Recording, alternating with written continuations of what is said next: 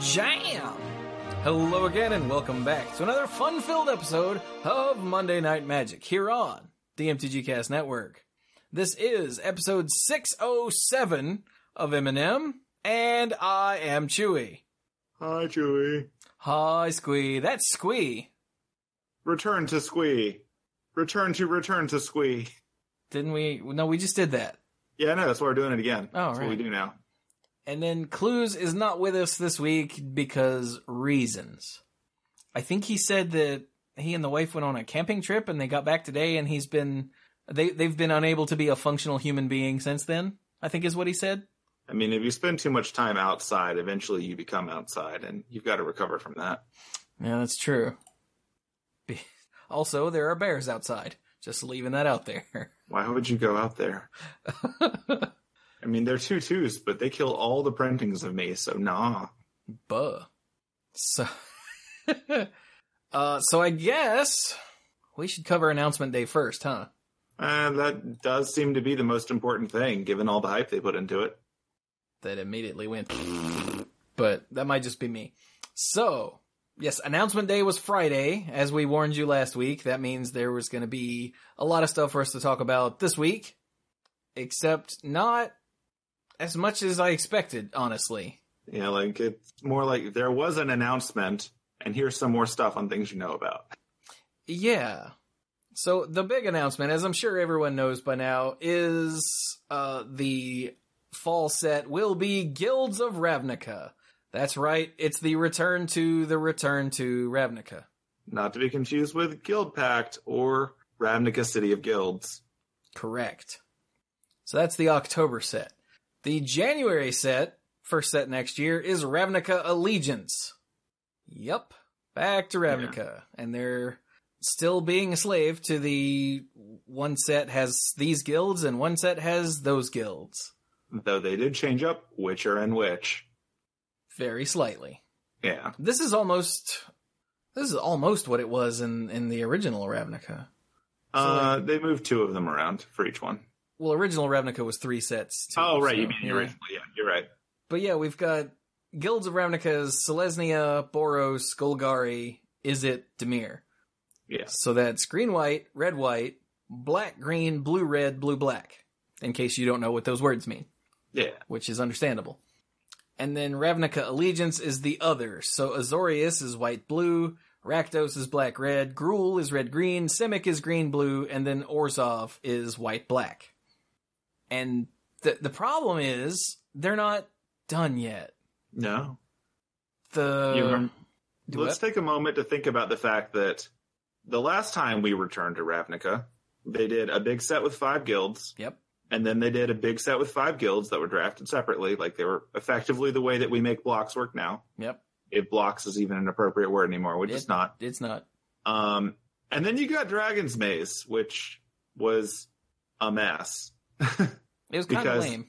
They had just done 2 sets that were designed clearly to function within themselves, and then they tried to squeeze 10 combinations of 2 colors into one smaller set. And while we don't do small sets anymore, squeezing 10 combinations of colors into one set is still hard. So clearly we should do it again. It would not surprise me if the reason that they haven't told us about the third set is because they're getting rid of the whole guild thing. I suspect they have to. And they can't name it that. Or they can't tell us the name because that would be the big giveaway. Well, yeah, because the next set's going to be Magic the Gathering. Jace had one job. And it's going to fall apart because the Guild Pact went and lost his mind and became a pirate. Like, yeah. I don't know. Like, going to Ravnica is sort of weird because aside from the fact that we recently, in the grand scheme of the game, did Ravnica, it's also strange that you're hitting the nostalgia for the favorite setting right after you just did the nostalgia for the original setting.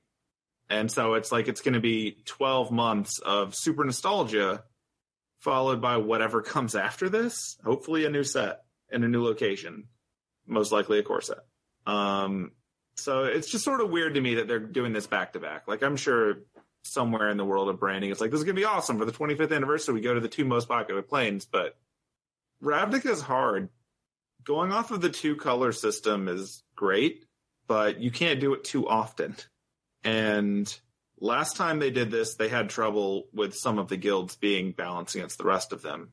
So we'll see how well they do it this go around with the lessons learned. Hopefully this means that we aren't going to run into another time where Izzet and Dimir don't work as well as the rest of them, because they're in the same set. So as much as we're Cluze here, he would be cheering for the fact that this is clearly slanting things in Boris's favor. I'm hoping they've gotten better at balancing these things. Yeah. We'll see when we get there.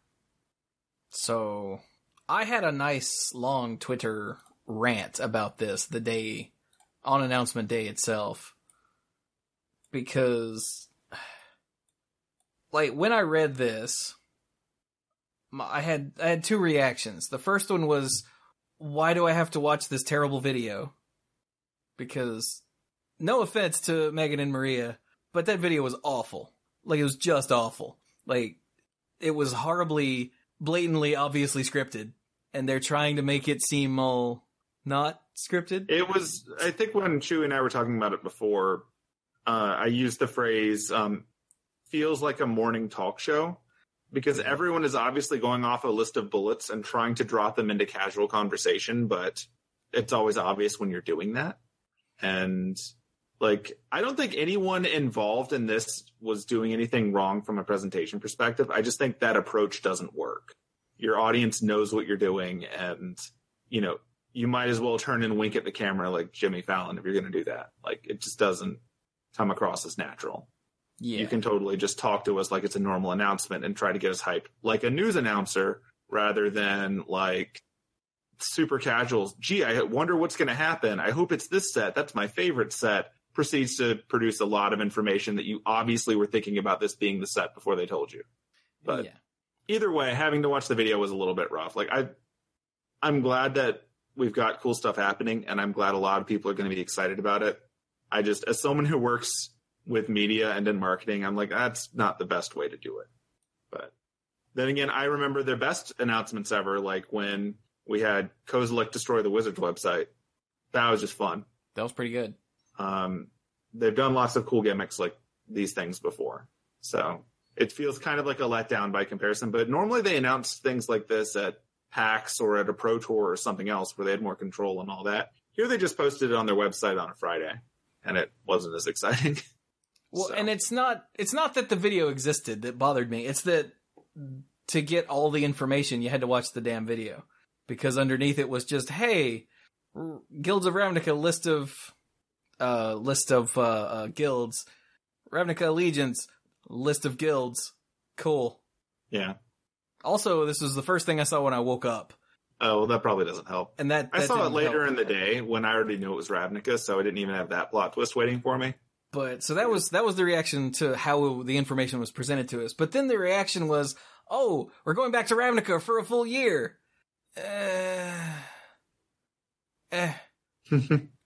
Like, I would actually be much happier if we just did 2 sets.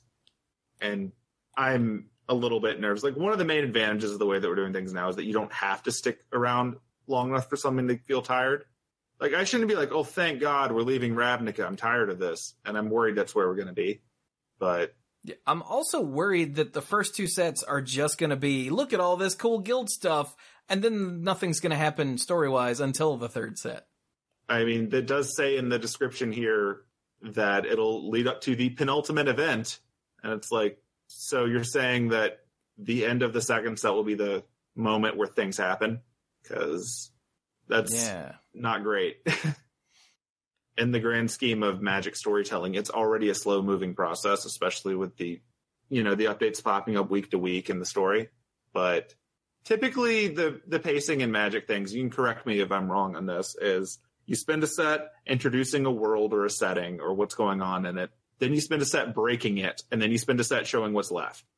But due to the guild structure, they have to spend 2 sets showing you what's going on with the guilds, because they're not going to cross-pollinate guild cards into other sets. So you're going to spend half a year showing what's going on, then you're going to break something.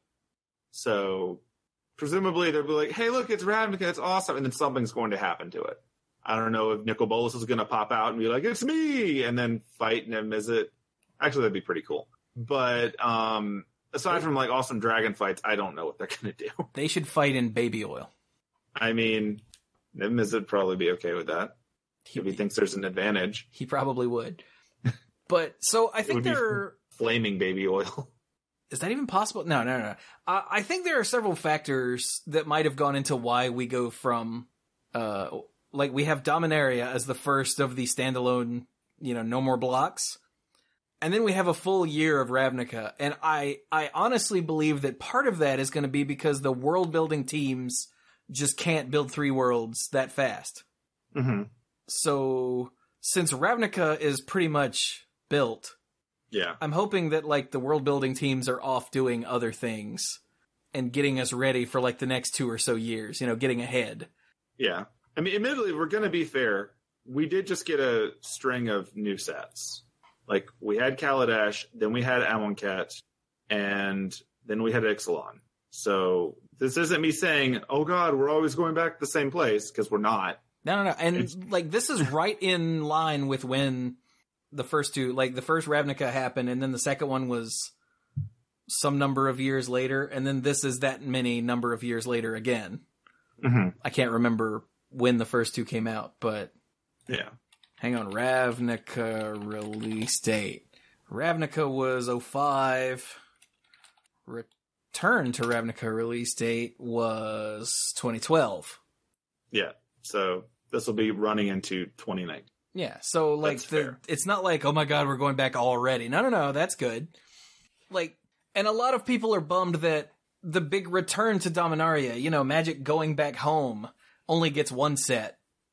But then Ravnica that we've, already been back to once gets a full 3 and Yeah. I don't know. I'm kind of glad that Dominaria only gets 1 because it means they did a really great set.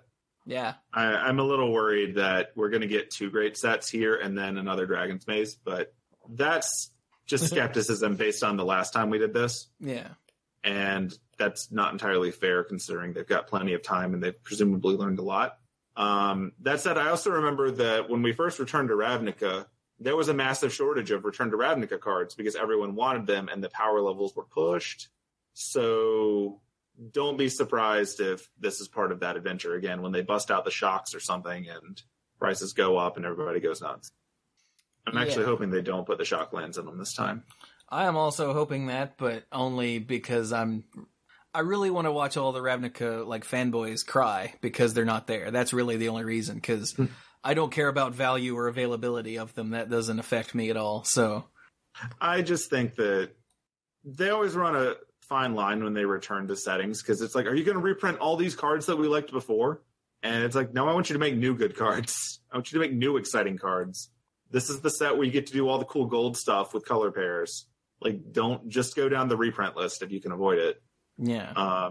Which they avoided it with Return. So yes.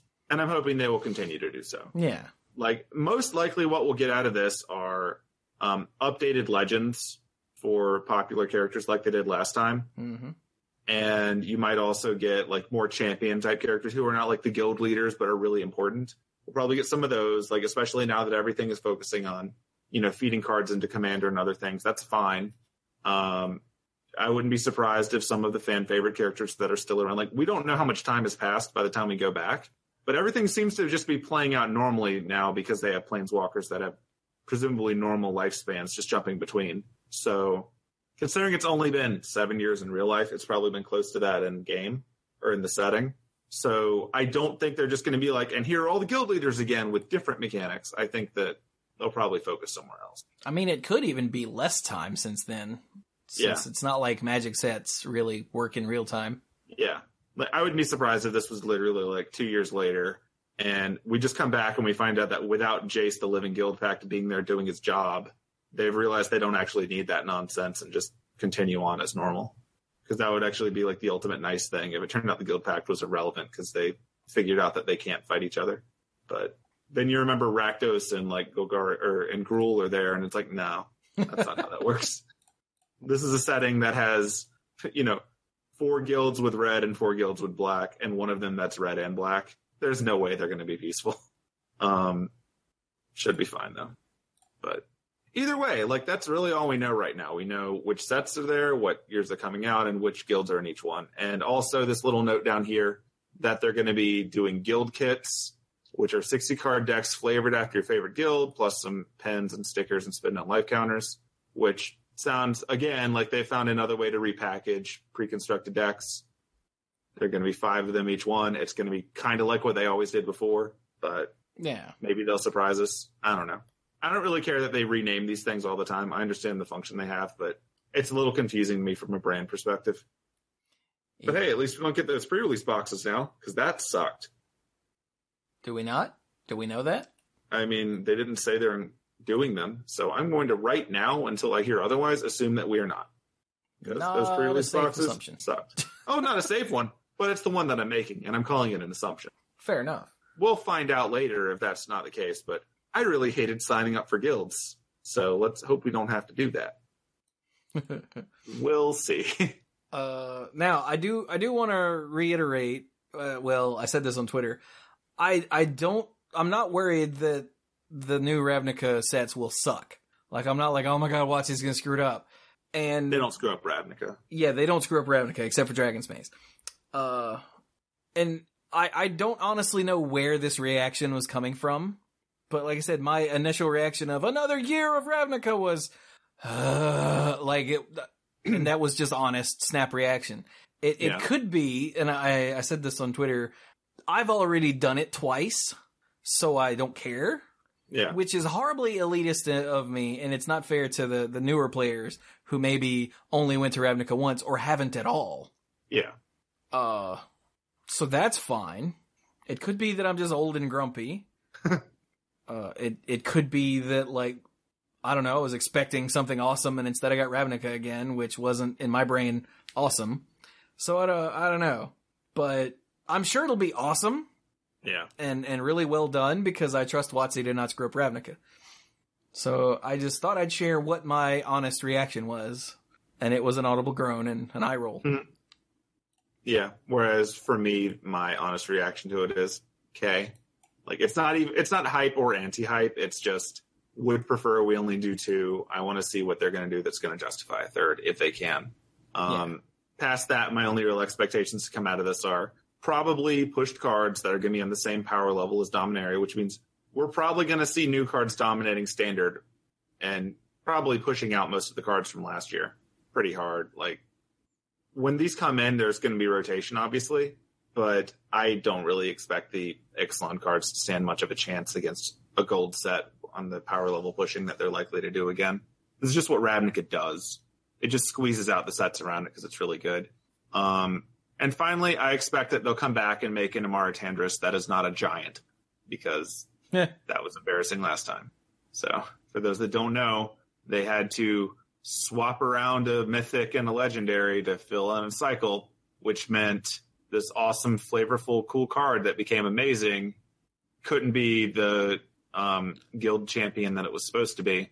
So you instead get a 5/7 elf shaman who prevents damage to creature tokens, as opposed to the legendary summoner of an elemental who summons the elemental when she, does whatever it was she did, dies or something. Like, it was a very clear swapping, but it was really funny because it meant you had this 5/7 giant elf. I suspect they'll do a better job this time. Thanks, Dragon's Maze. Let's hope so. Yeah. But that's enough dogging on that. There were other things in the announcement. Yeah, so we also have, you remember what's it called? Oh, it's just called Global Series. Okay. No. I thought it had, it's Global Series, Jiang Yanggu and Mu Yanling. Yes. For some reason I thought it had a different name. So, okay. So this first Global Series, they revealed the 2 Planeswalkers, and they had a strange announcement to go with it. And that's that the 2 Planeswalkers will be legal in Standard in China only. And not Standard legal anywhere else. That's questionable. Now, I understand the reasoning for that is trying to, tap the market. That's cool. And they're also not terribly powerful. They're on the same level as, like, Planeswalker decks. Yes. Well, I mean, they are Planeswalker decks. Yeah. So these are like the same power level as the B team Planeswalkers that we get in Planeswalker decks now. The ones that typically cost 2 more colorless mana, or 2 more generic mana than they normally would, and therefore are not that competitive. Yeah, and none of their abilities are insane or anything like that. Mm-hmm. So it's an interesting decision, but I see where they're coming from a business standpoint, so that's cool. Yeah, one of the things that's entertaining about it is that they will be legal in Legacy and Vintage. So while I don't ever see them seeing play there, in the event they ever make a Global Series Planeswalker that's actually competitive in Legacy, they're going to have a giant mess. But that's a problem to deal with if it happens, and I suspect fear of that will prevent these from ever being all that good. But they're neat. They look neat. Yeah, they look neat. That argument that you just made is actually going to be mentioned again in a second. Yeah. So hey, why don't we dive into that? Hooray. You remember the Firesong and Sunspeaker exclusive buy a box pre-order? Cluze will never let me forget. Yeah, so that will continue until morale improves. I mean, they're going to keep doing that. What did it say? For the foreseeable future, with each major set release for the foreseeable future. And of course, all of the blowback on this seems to be rooted in but what if it becomes standard playable? Like, nobody seems terribly upset about it as is, but they're like, this is going to be awful if it's standard playable and no one can get a hold of it. Yeah, I think all of this is floating around memories of when True Name Nemesis was printed. Yeah. And the fact that completely screwed up for those of you who aren't familiar with it, True Name Nemesis, you hear us mention it in Legacy all the time because it's a great merfolk that beats face and is really hard to deal with. It was printed in a commander set.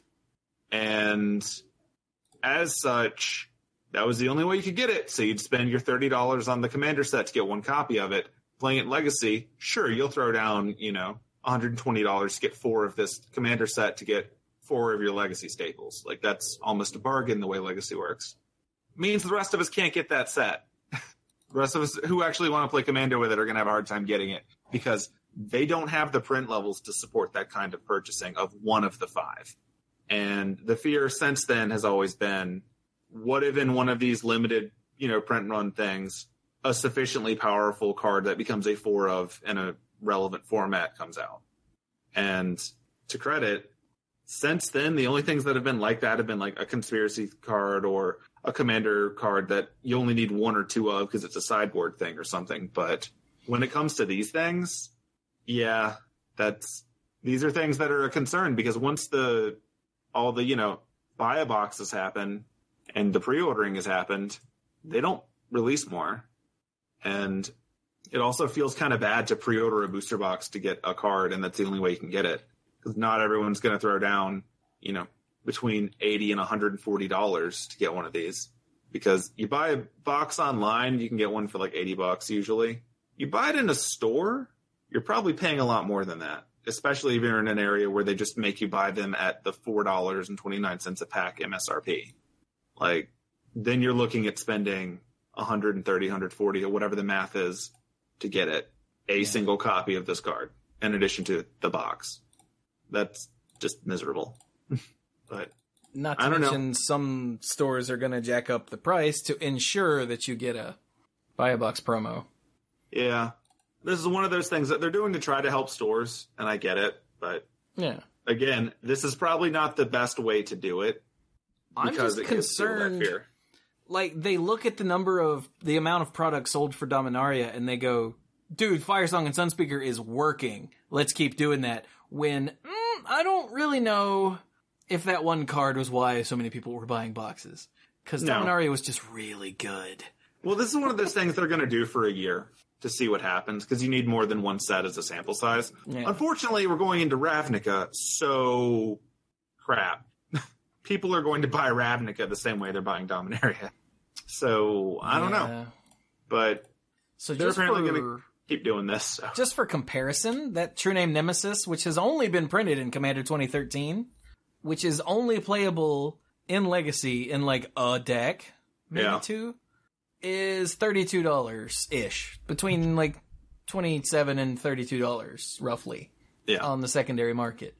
And again, that's only Legacy and only in a small number of decks. Yeah.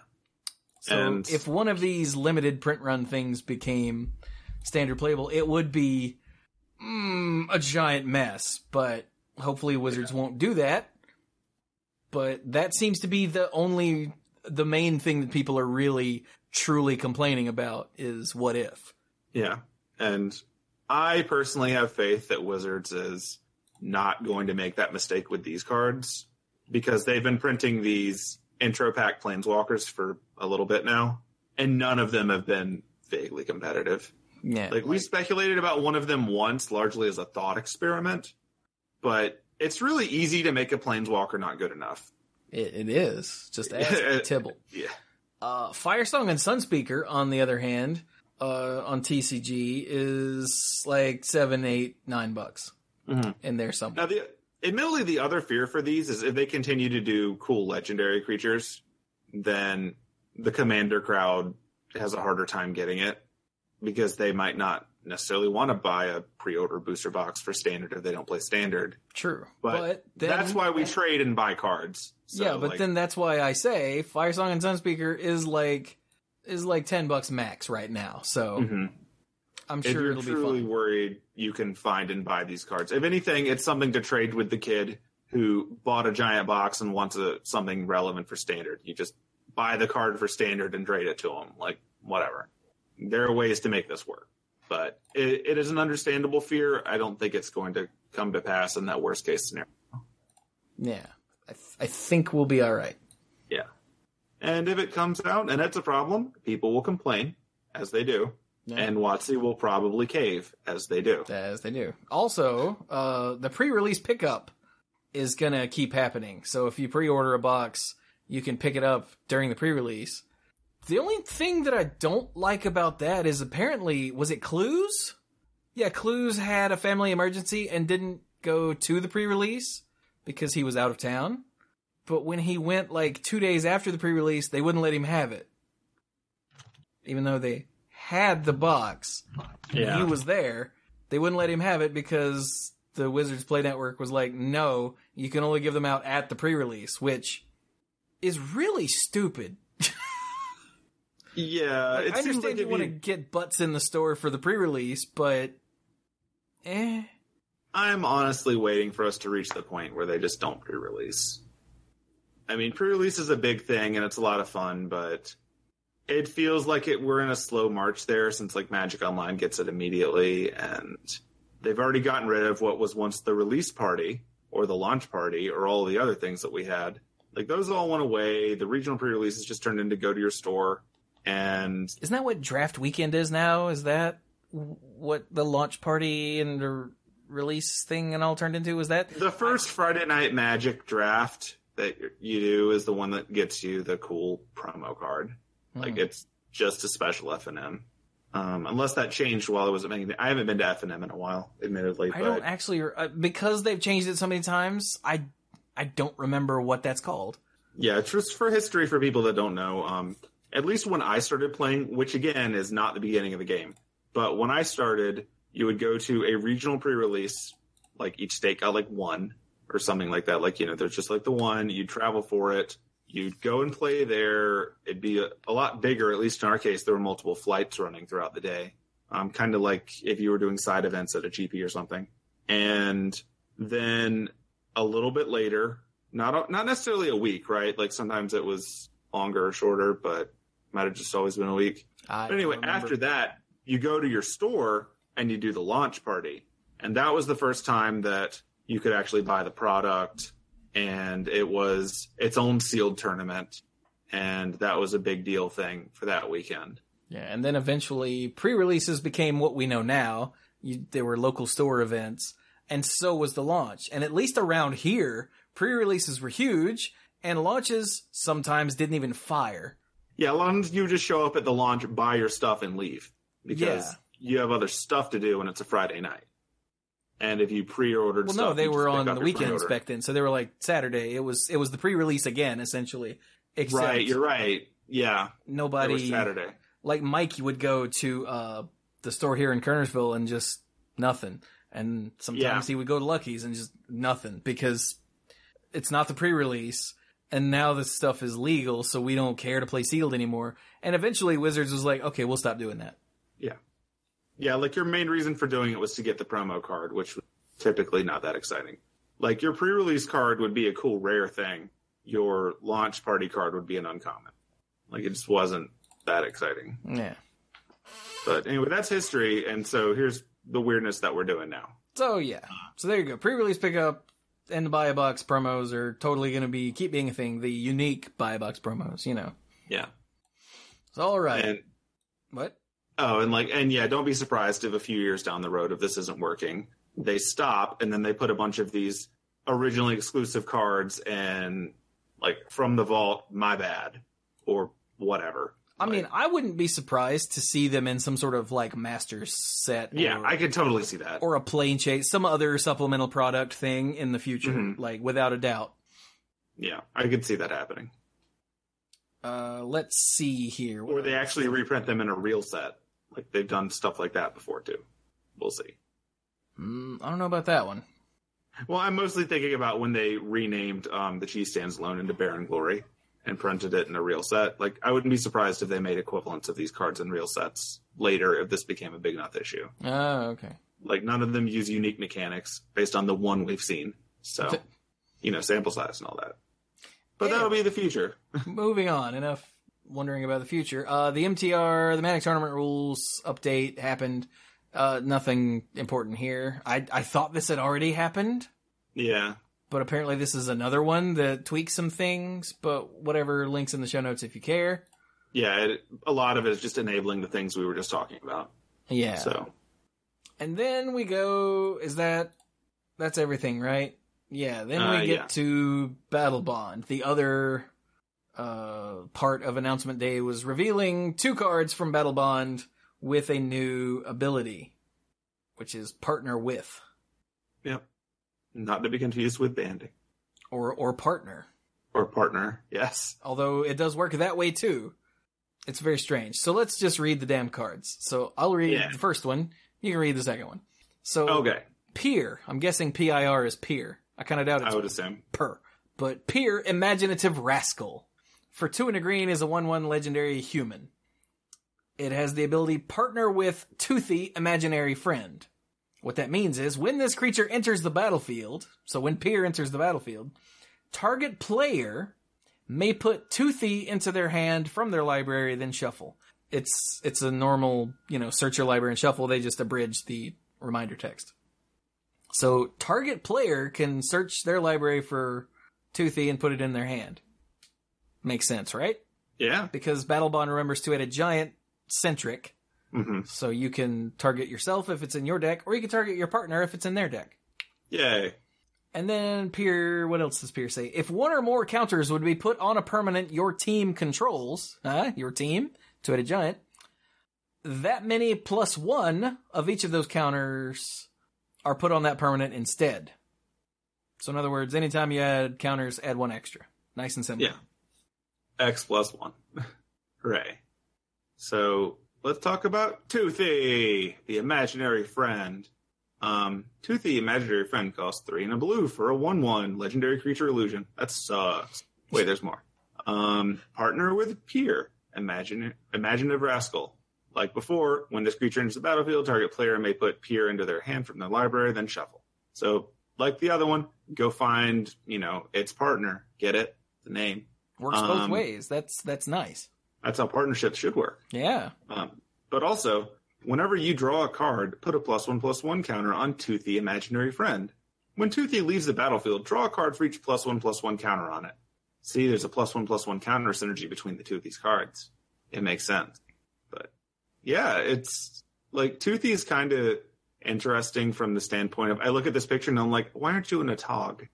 But because he's imaginary, duh. Togs can be imaginary. No. Don't limit them. No. They can do what they want. It's an illusion. But I think this is Peer not being imaginative enough. But either way.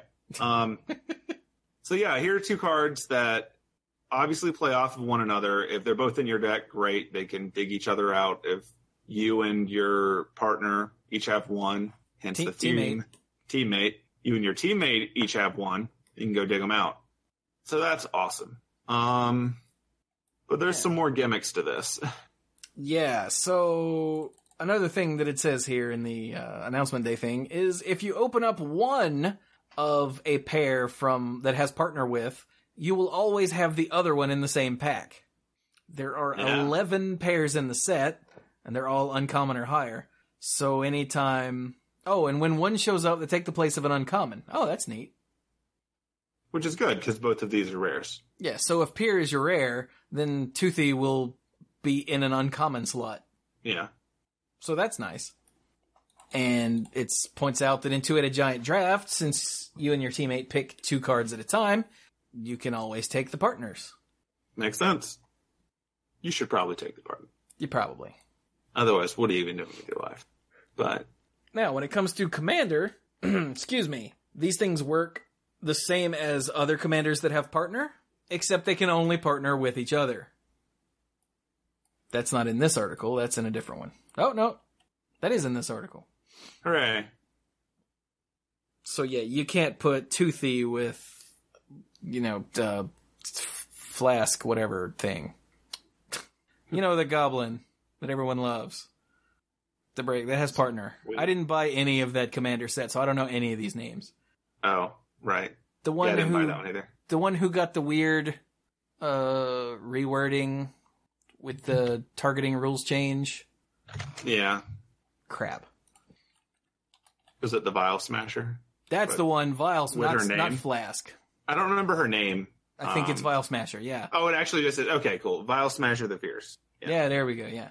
So you can't put, Toothy with Vial Smasher, because Toothy has partner with Peer. So It's either, if you're playing these two, then they're your commander pair. Yep. So that's neat. Yeah.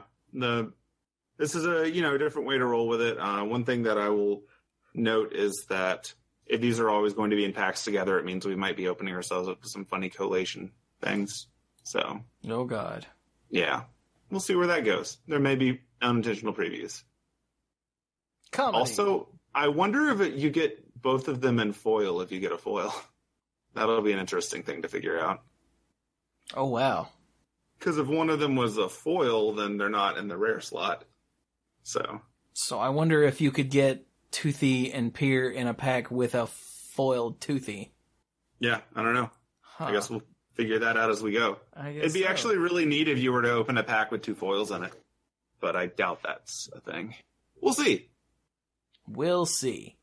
So there's a lot more about Battlebond here. I mean, a lot more.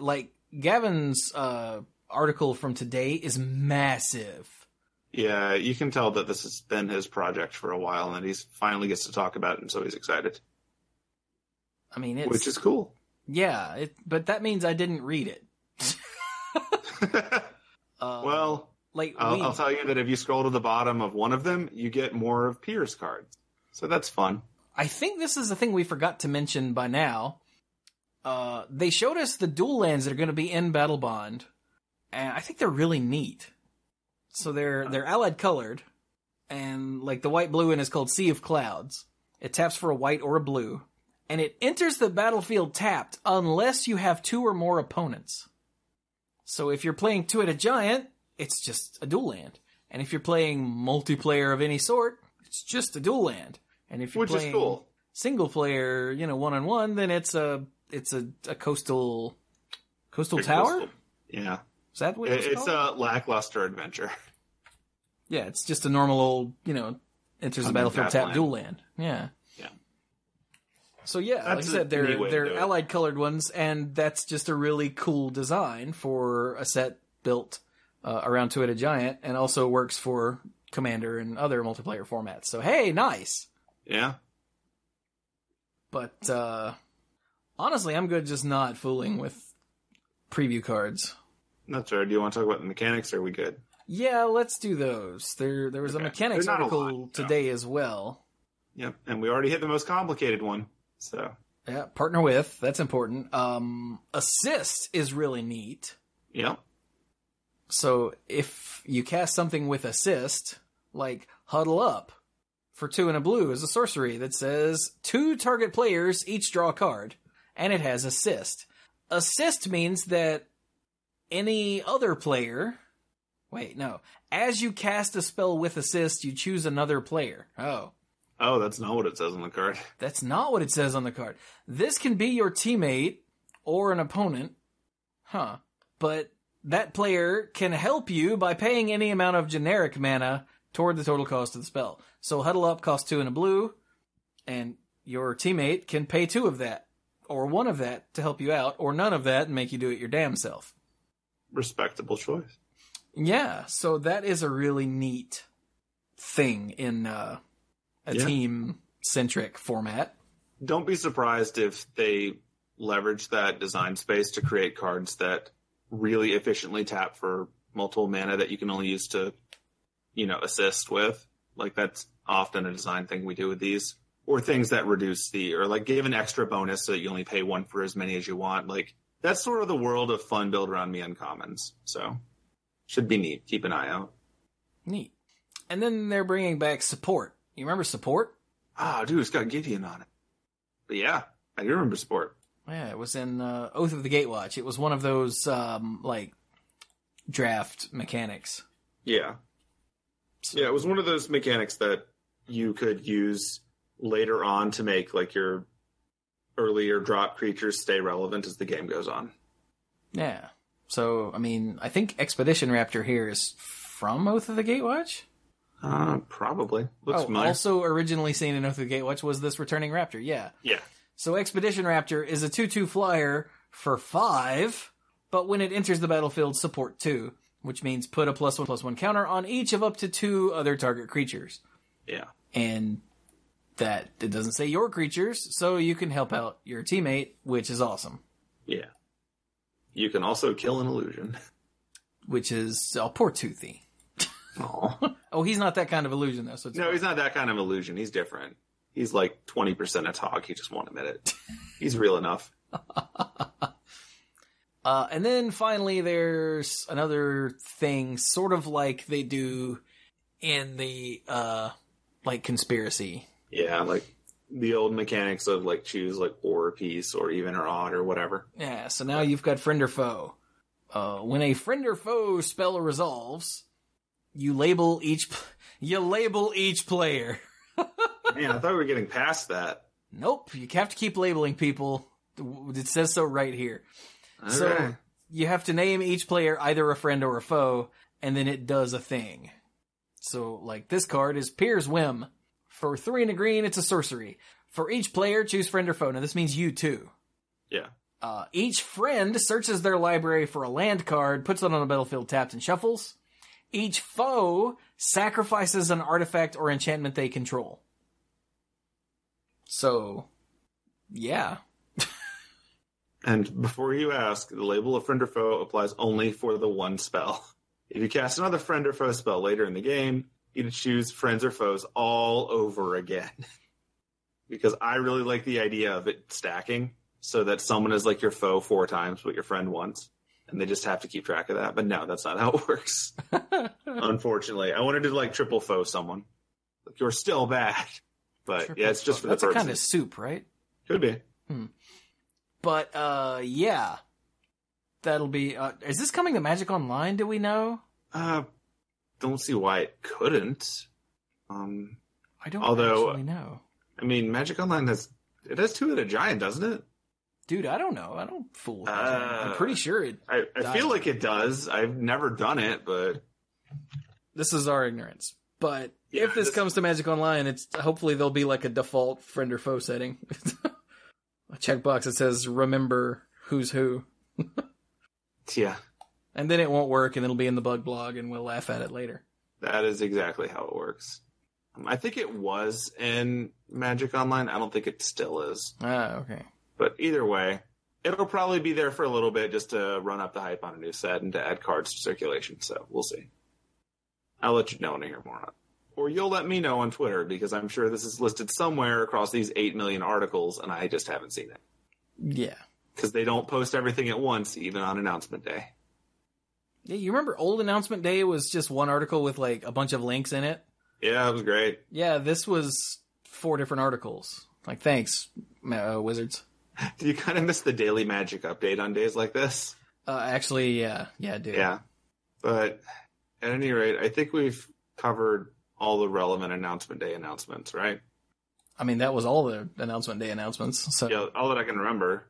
Again, acknowledging that these get spread out, but yeah, if there's any of this that you want to know more about, links are in the show notes. And if you want to hear more about Battlebond, I'm fairly certain that is what the Mana Pool will be doing this week. Although none of the dorks have replied to the email. Calling them out. So, we'll probably be talking about Battlebond though. So all that's left is an article that came out earlier today. Wait, this says May 17th? Really? Yes. Oh, okay. So it came out Thursday. I didn't see it until you mentioned it. And it's weird because it's still listed over here as the featured article. Yeah. Even though Take that announcement day. Yeah, even though we had massive announcements, this is still the featured article. Tom Wannerstrand, Wayne, I don't know how you say his name. I'm very sorry. Tom was he's doing these articles about the actual physical product of Magic. He did one about the card coatings and whatnot. Yeah. Well, now he's done one about the actual cardboard cardstock. Cardboard, as it's known. And it's actually fairly interesting. I skimmed over it before we started while we were rambling about something else, and it's really neat. So, hey, links in the show notes. Go check it out. Yeah. If you've ever wondered what these things you're paying too much money are made of, now you can find out. Yeah, apparently, since 1993, the cardboard that they use for Magic has not changed, which is really cool. But in the Japanese market, they have 2 years ago they started using a different cardstock for the Japanese cards, and we're all going to get to use it for Battlebond. So I've actually held some of those. Like my local game store had a bunch of import cards, and I pulled in I got a bunch of Japanese and a bunch of Korean, just to compare. And yeah, you can actually tell the difference slightly. Either that, or because I was paying attention to it, it might not be noticeable at all later. But yeah, like I didn't notice a difference in the coding for Dominaria, but other people claimed they did. So I don't know. I also was not paying attention. I felt something was different, but yeah. So there you go. If you are paying attention, you could probably tell a difference. Yeah. So all right, that's all the other news. I guess we should talk about these 2 tournaments, huh? Probably, but not a lot because they're both weird. Sure. So, GP Toronto happened, which was Team Trios constructed. There were 389 teams, which was 1167 players. And it was Team Trios, so one person playing Standard, one playing Modern, one playing Legacy. Yep. And since that makes any sort of meta or anything virtually impossible to tell, we're not going to go into that. We're just going to tell you who finished in the top 4.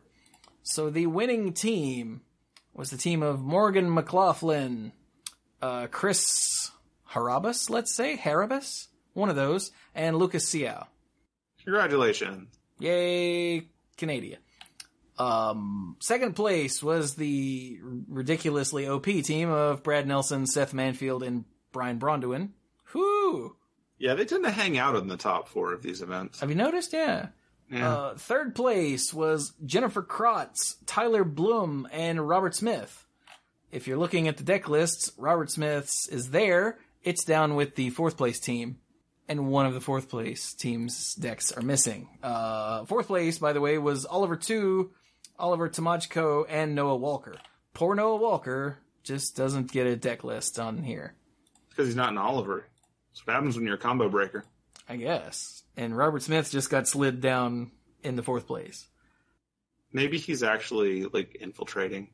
I was saying, you think he's a double agent? And I think he might be Demir, and this is actually just planning way ahead for the next set. Ah. Was he running blue-black? Because that would actually be pretty funny. I think you said he was running Grix. Oh, wait. No, Robert Smith is running elves. No, he's just doing recon. That's different. Yeah, that is different. It's like some Nettle Sentinel nonsense. Oh, no, he's being a ranger. That's what he's doing. Yeah, obviously. It still fits. Yeah. There you go. Yeah, it totally fits. It's not just that the website coverage team screwed up. Not at all. That would never happen. This is viral. So yeah, there you go. That's who won. Again, the team trios, it's really, especially when they don't put a format next to each one. Yeah. I'm just not going to fool with it. So they're just messy to read. If you're interested, the link is in the show notes.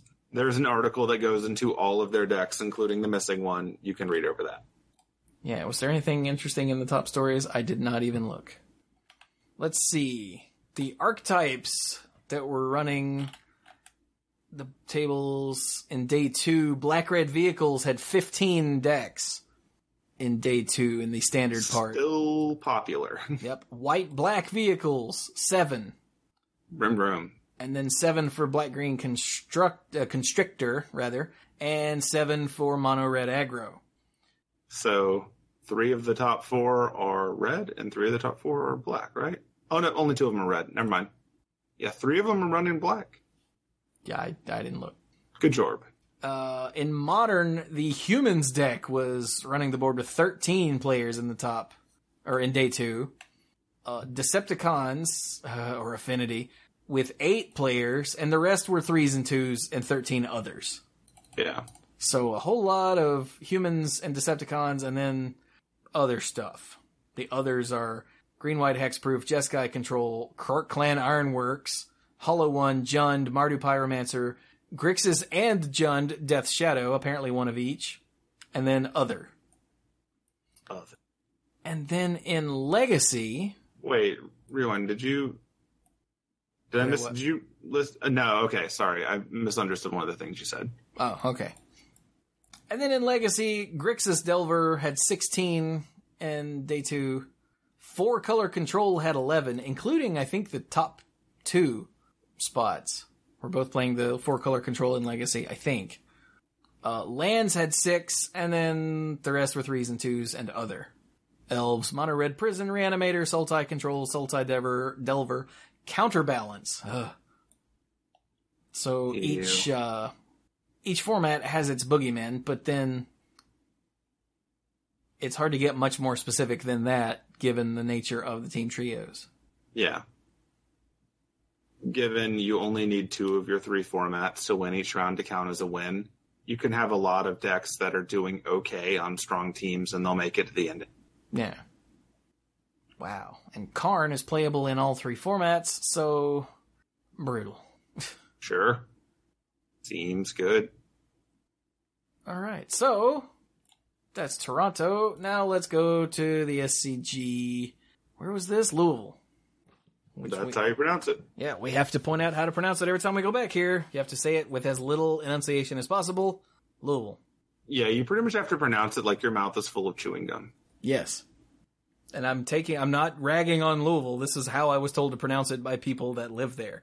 And I can confirm this from other people who have lived there who have told me that completely separately from how Chewie's heard it. So. Yeah, I learned this before I met Bill.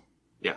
Like, I was still in college doing an internship at the Jefferson Lab when a guy from Louisville showed up, and someone asked him, "Where are you from, Louisville?" And he was like, "Dude, let me teach you all something right now." They're very adamant about that, too. That seems to just be a trait. So let's see here. How many people were playing Modern? 662 people in the Modern Open. And Marshall Arthurs won the whole thing with a Mardu Pyromancer deck. Yep. First to me, I didn't look at any of these There are Modern no new decks. cards. In any of them? Well, I mean in the Mardu Pyromancer. Oh, well, no, not at all. In second place, we have Jonathan Hobbs running Jeskai Control. Of course, there's Teferi. Yep. Because why wouldn't there be? It would be foolish not to at this point. Yeah. He's very good. But other than that, I mean, it's Jeskai Control. You know what the deck is. Mm-hmm.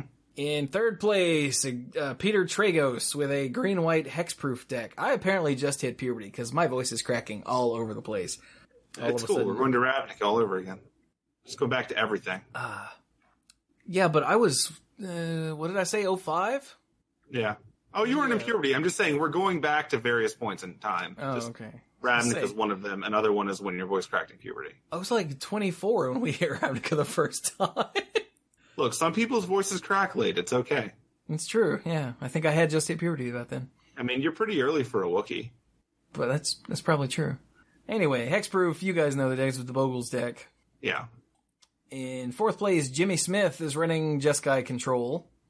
Very brave. There are no Teferis of any sort here. That's true. He does have Geist of St. Traff to just punch you, though, so, you know.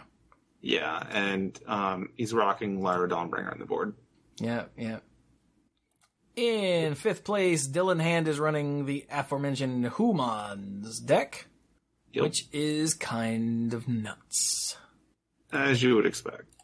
Caleb Scherer in sixth place is running the Blue-Red Gift Storm deck, but I don't think that deck really got anything from Dominaria, so we'll just move on. Look at JD making the top 7, or the top 8. In 7th place, JD Klamparens, I've really got to learn how to say her last name, is running Jund. Yep. Just good old Jund. That is literally just good old Jund. Look at it. Yeah, you really don't have to change it. Jund is very good. And then in 8th place, Jesse Hefner is running Jund. This one has 5 Lilianas, though. So, there's that. Yeah. Instead of 4. There's 5. Got that one. That's one darker.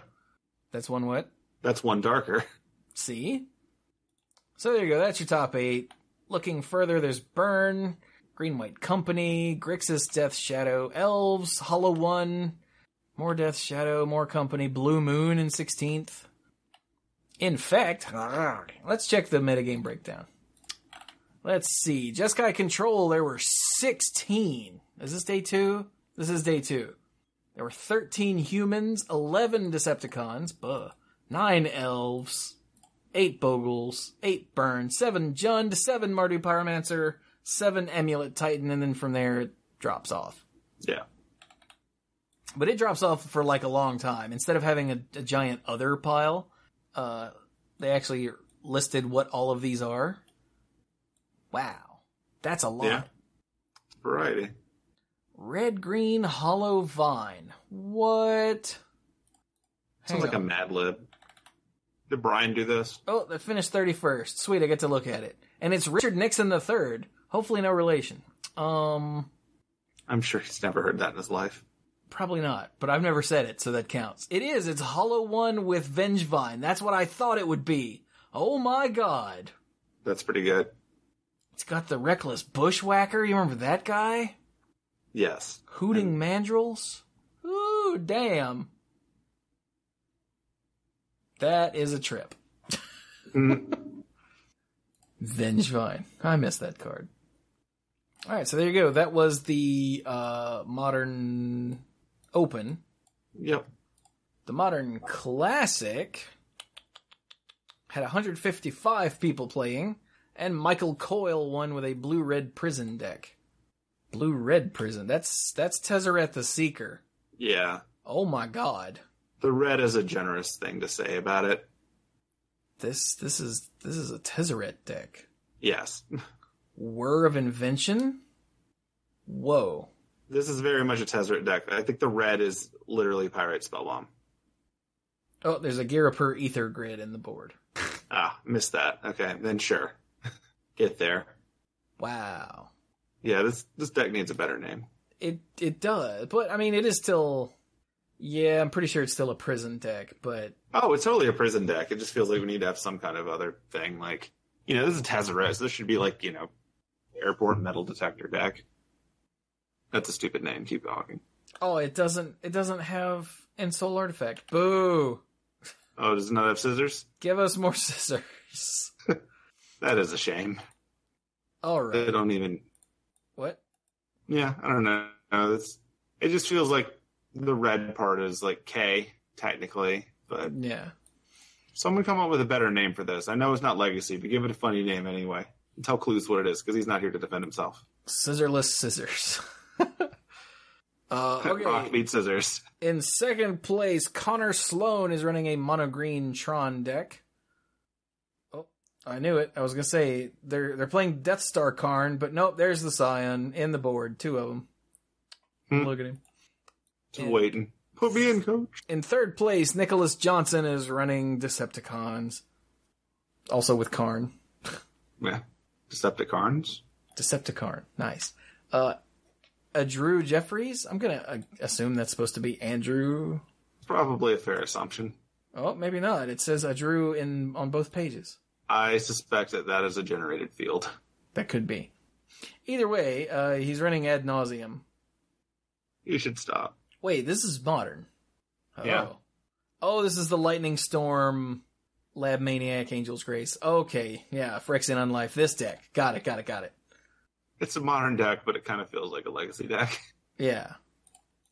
In fifth place, Harold Coleman is running a green-red Tron deck. Gertron. In sixth place, Ryan Ferries is running Burn. Yay, fire. James Manges in seventh is running a mono-green Tron. And there's a black-red hollow one rounding out the top 8 by Connor Mullally. Good old hollow one. Looking past that, Mardu Pyromancer, more Decepticons, Humans, Black-White Control. What is this? Gideon Jura, Gideon of the Trials, Gideon Ally of Zendikar, Ob Nixilis Reignited, and Sorin Lord of Innistrad. What? That's a different party. Ain't no party like a Gideon party, because a Gideon party don't stop, because you're running Gideon of the Trials. Because you're driving 2 cars at once. Except there aren't any cars. I'm so confused. Oh, why would you do that? Oh, maybe it's because the party had to stop because he crashed all the cars. It could be. But yeah, that's a lot of Gideon. And the rest of it is just removal.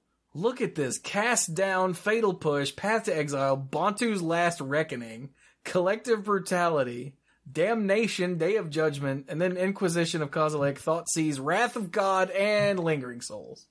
It's just blow up everything and beat him to death with Gideon. I mean, I respect that. That's hilarious. And there's a Sorin Grim Nemesis and an Elspeth Tyrell. How do you say her last name?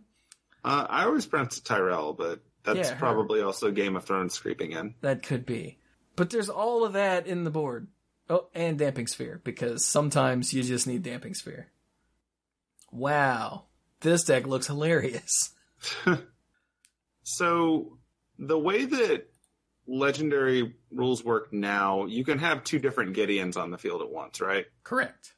So, this kind of deck wouldn't have worked as well before.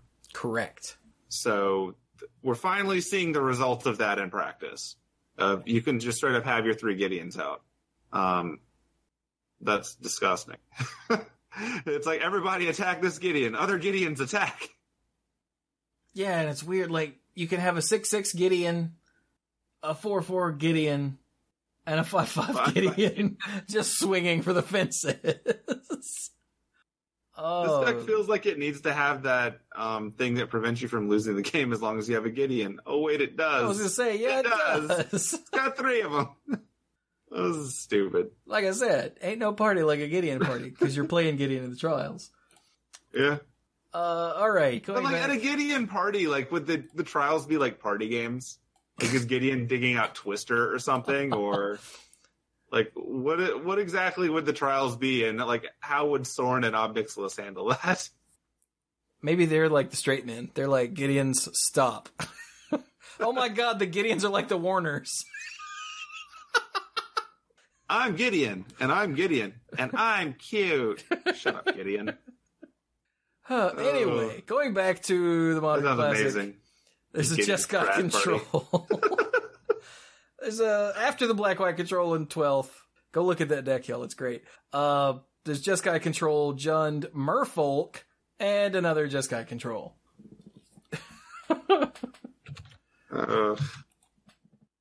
So, then we go to Standard. Okay, I was like, wait, I'm forgetting something. Yeah, I can't do Modern anymore. It's just one giant Gideon frat party in my head. Yeah, it's like it's not even funny anymore. So no, it's just like, hey, bro, what you want to do? He's like, I'm Kool-Aid. let's go. Oh, yeah. So let's go to the standard classic where 112 people were playing. Ben Weinberg, one of those, won with a blue-white control deck, which makes sense. Yep. Mono red aggro in second by Alex Hahn. Yeah, that's mono red aggro. Blue white control in third by little help. Donanon Medasian? Dananan? Yeah, I don't know. Medasian? Donanon Medasian? Don Mad Playing blue white control, yeah. In fourth place is a blue white gift. Godfarer's Gift by Andy Logan. And it's playing Fairgrounds Warden. And every time I see that card, I'm like, what does that do again? Neat. Fifth Rockin' place. Those Angels. Right? Fifth place, Brendan Hicks has a mono green aggro that we've seen. Sixth place is a white-black aggro by Robert Meadows. There's Karn. I've been wondering when he would show up. Oh, he's been in the sideboards of a lot of these decks. Ah, okay. In seventh place, Benjamin Smith is running a blue-black improvised deck. Really? Huh. Okay, we've got Merchant's Dockhand. This is amazing. Herald of Anguish. Good old Herald. Karn. Tezzeret the Schemer. Oh, okay. Yeah. And then a bunch of things, the small artifacts that do things. And the Antiquities War. Battle at the Bridge. Oh, man. Neat. Fairly certain my head hurts now. There's a Contraband Kingpin in the board. Oh, my God. Not even messing around. No. The Inventor's fair because it does a lot in this deck. Yes, it does. I think you're going to have 3 more artifacts. Probably. I want to believe. And then in eighth place, Jeremy Zimmer is running the red-black aggro deck that, we all know and love. Or at least know. So there you go. The rest of the top 16, another red-black aggro, blue-white control, white-black aggro, red-black mid-range. Okay, what's this? This is the one that's running the Ballista and the Siphoner and Glorybringer. No. Also Aethersphere Harvester. What? Okay, fine. Mono red aggro, white black aggro, there's a green black constrictor, and a blue white approach. Huh. Gotta watch out for that second sun. So that's your standard classic. Now you're out of classics. Yeah, that might be it. That is it, actually. Just one more reminder. When is this? 2 days to go. Yep. If you wanted to get the pride-colored Planeswalker symbol or D&D symbol, you've got 2 days from right now.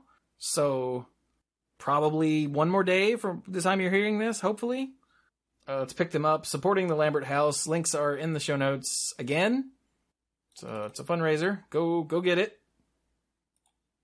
Yes. So anything neat going on in Magic Online this week? We've got some fun bug blog stuff. Oh, yeah? So I can add a link to that to the notes. I missed that earlier when I was skimming. But yeah, so bug blog. Here's the most entertaining one for me. Resolving a scry effect with an empty library will prevent the game from continuing. So if you manage to get down to the end of your library, this is your way out if you're a cheater. Don't do that. Wait, how would... Oh, there's no thing there for it to choose top or bottom. Choose, so it just freezes. Whoops.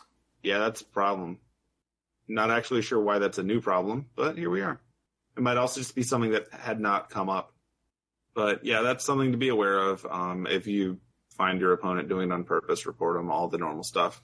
Other noteworthy things, Leovold Emissary of Trust incorrectly allows an opponent to choose yes with Sylvan Library, but it correctly doesn't allow them to draw extra cards. That's a weird combination of stuff. Huh. Well, let me add this so that you can see it. Since Leovold is a legacy thing, that's messed up. Yeah. There you go. Thank you. Yeah, it's just weird. This one's also fun. Magus of the Arena does not cause the 2 creatures to fight. Think about Two men enter, then look at each other. Two men enter, two men seem confused. So what it does with that missing is 3, tap. Tap target creature you control and target creature of an opponent's choice he or she controls. Or they control now. Those creatures fight each other. But now it's tap your guy, and they tap one of their guys. Good talk. Good talk. That's great. Huh. Who runs Arena Town? I don't know. I don't know, man. Maybe it's like Magic Arena and you need to get a key to get in. I have no idea. But there's that. It's an anarcho-syndicalist commune.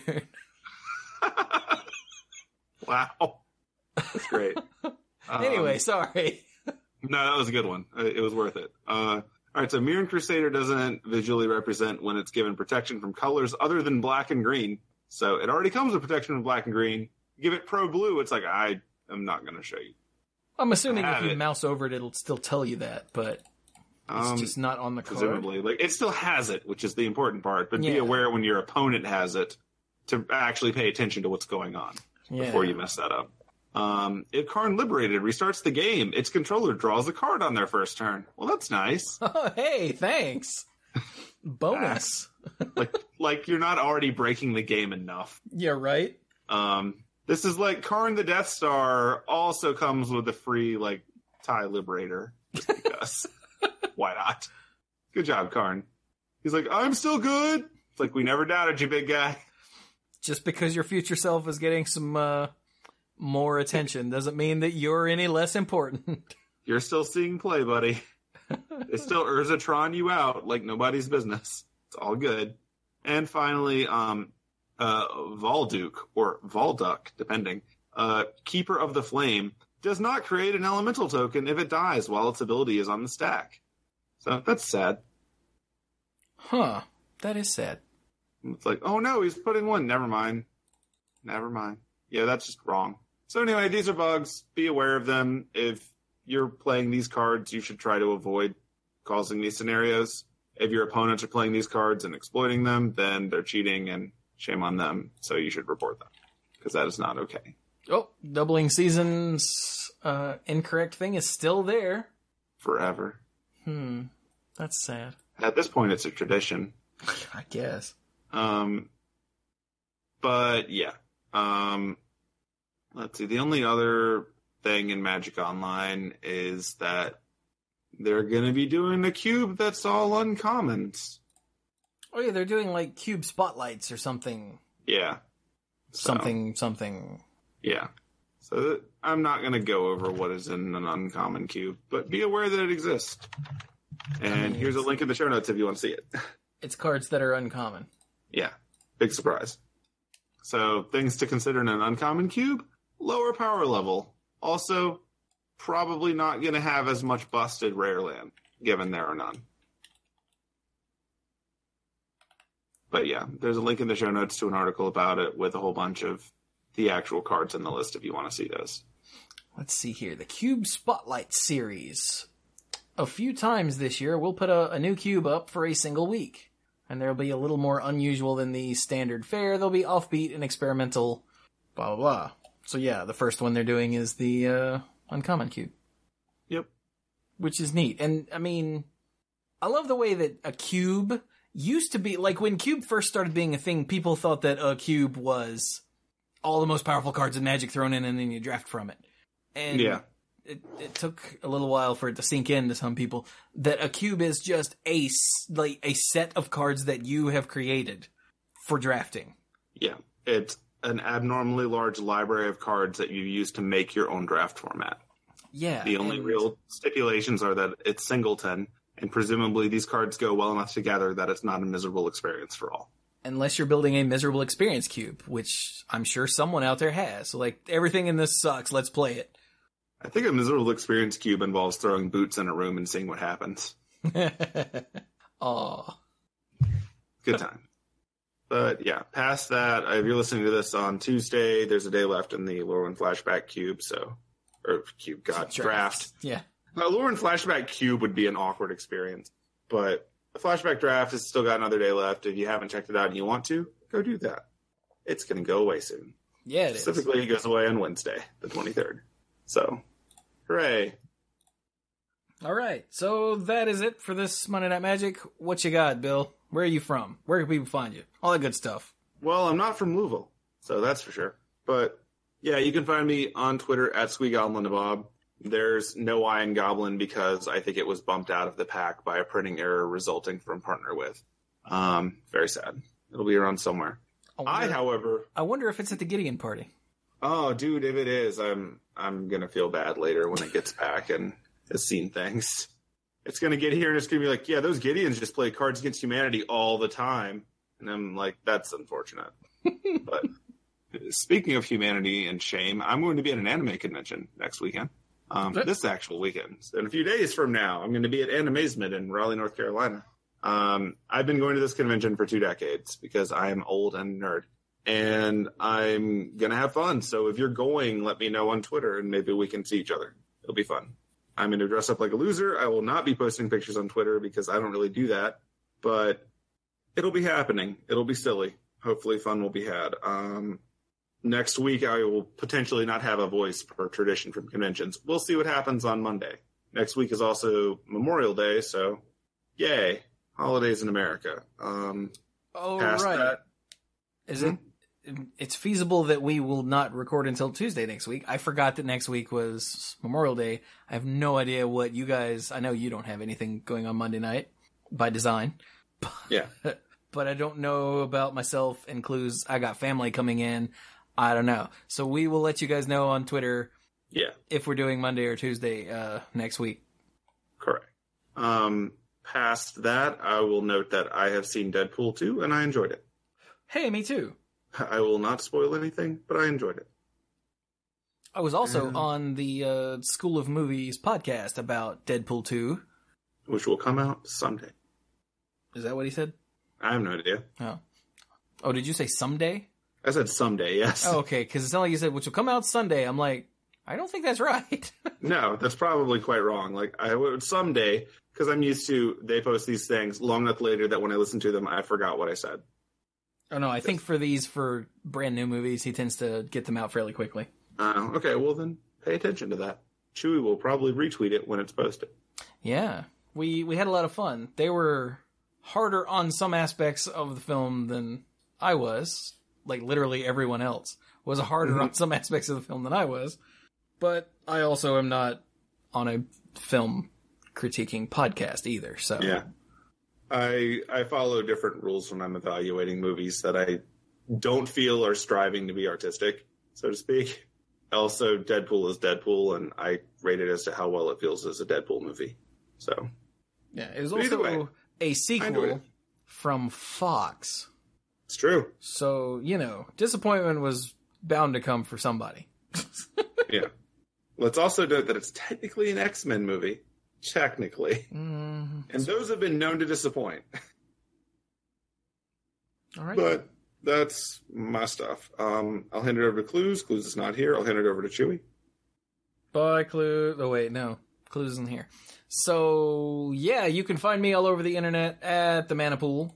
That's Twitter, Facebook, freaking Instagram, YouTube, Twitch, just everywhere. Just everywhere. We're streaming Overwatch Tuesday night because the anniversary event starts, and damn it, we want to play. So that's what we'll be doing Tuesday over on twitch.tv/themanapool. You should come hang out. Lucio Ball. Well, if that's one of the first ones, we don't know. They're going to rotate the old our event arcade modes daily. So that'll be fun. We get to check out like Lucio Ball and May's snowball fight. Hopefully not that one. And the Halloween thing. It's going to be neat. Yeah, you get more shots at the various archive events too. So lots of stuff. Yeah, hell yeah. So yeah, that'll be at the very least me and Bill and Steph, probably Haley, possibly Cap. Like we're all going to be playing. It's going to be great. So yay. And then I got nothing. I guess I should do the Patreon thing. So if you want to help support what I do with the 2 podcasts a week and all of the YouTube and Twitch and all of that, then by all means, check out the Patreon at patreon.com/themanapool, where you can get Manapool episodes and YouTube videos early, including the TMP Nerf report that Mike and I just did about the nerfs that also happen tomorrow in Hearthstone. We explained what all the nerfs are and how they'll work and how they will affect each deck that they apply to. Because you guys remember when Standard sucked in Magic a little while back and they had to start banning things? Yep, Standard sucks in Hearthstone, so they are swinging the Nerf hammer wide. So, Mike and I explained all that. I also told a story about getting stranded on the side of the road doing my driving job. That will go public sometime tomorrow, so that's over on youtube.com/themanapool, but you could have gotten those early, see? You can also get the early stuff and the odds and ends, all the stuff recorded before and after both Monday Night Magic and the Manapool, which are uncensored and unfiltered, and it's just us being nonsensical. We're either planning out the episode, or talking about all the nerdy stuff we've done, or swearing at each other, or all of the above. Just whatever. And if you want, you can get the odds and ends, the early stuff, and become a Manapool lifeguard and get the shout out on both podcasts and on the end Slate for all the videos that go up each month you support at that tier. And so to that end, I would like to thank the following exceedingly generous individuals, the lifeguards: Kim Ho, Andrew Hunt, Al, Corey Cloutier, Paul David, Lance Delicious, Team U, Hellas Haru. I really hope I'm still saying that right. John Morris, Stuart Slaw, PJ McMullen, Bosco Brittain, Casey, Nathan Hay, Danny Liao, Jason Doan, AJ Javieres, Cody Buckowing, Jake Jansens, Jason Kaus, Brian DeLucci, Stark Maximum, John Parker, Jimmy Scott, Violet Moon, Dan Holm, Bartle, Mike Millerburn, and the Beast Father, Aaron Goodwine. Seriously, though, thank you all so very much. I quite literally could not do it without you. And with that, yeah, you know what? I'm going to give a shout out also to Alex Newman, who has been, for a very long time, supporting at an amount that would be on that tier. But I've asked, hey man, don't you want your name on that? He's like, nope. But you know what? You get one. Ha! So thank you, sir, for your support without wanting the glory. I don't know. I don't get it. But I really do appreciate it. Hopefully this doesn't make him pull his support. So let's see. Is there anything else there, Mr. Squee? I think you covered all the highlights. Nice. Well, there ain't no party like an M&M party, because an M&M party stops.